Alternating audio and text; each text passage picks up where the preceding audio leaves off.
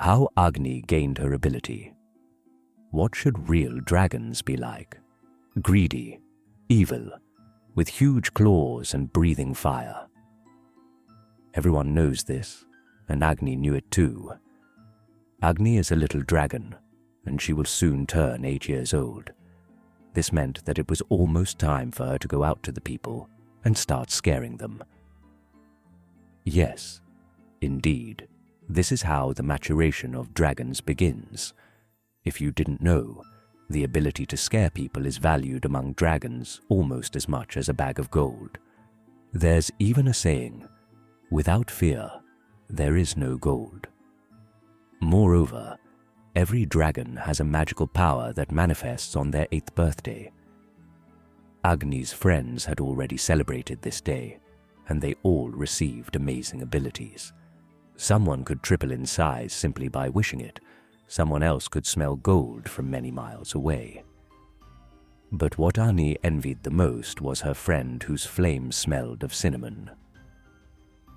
Just imagine she breathes fire, and afterward, a pleasant aroma spreads throughout the area. And now only a couple of minutes were left until her 8th birthday. Agni gathered her friends and parents on a large meadow. The time to receive her power was coming. Agni was excited because who knows what power she now had. She tries everything, breathes fire, but everything is as usual. Tries to run, nothing new. Tries to jump, swing, spit, sing, does everything that comes to mind, but there is no result. Disappointed, she turns to her parents and they calm her down. It turns out she might just not understand her power yet, but tomorrow she will fly to the village of people for the first time and will be able to understand what ability she has received. A little later, Agni couldn't sleep, so she decided not to wait until morning and flew to the village tonight.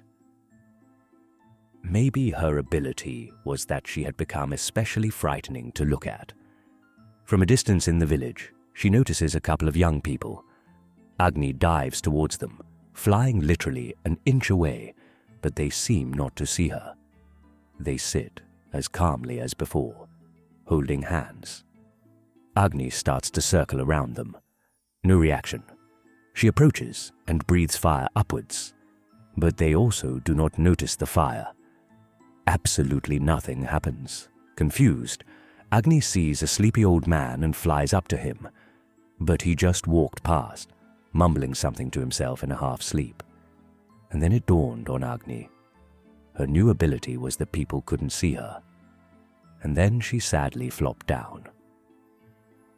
How can she scare people if they can't see her? A dragon is supposed to be fearsome. People are afraid of it. But would they be afraid of her?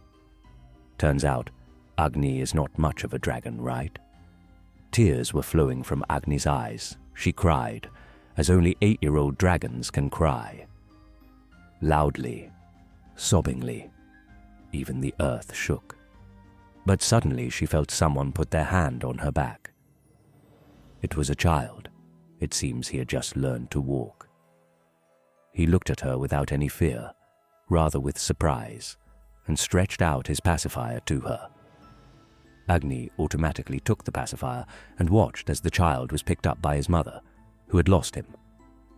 It turns out, children can see her, but adults can't, Agni thought. But what's the difference between them? No. Size, of course, matters. Adults are bigger. But what else? And then it dawned on Agni. Children are not afraid of her. You can scare an adult with anything.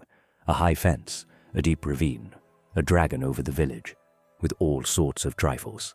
But children are not afraid of any of this. That's why they see everything as it really is. But what to do with this now?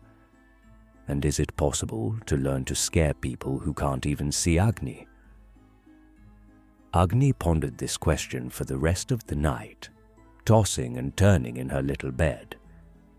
Only by morning did she fall asleep, but by then, She had devised a cunning plan on how exactly she would scare people. But that's a story for another time. More fairy tales on the Wizard of Tales channel. Subscribe!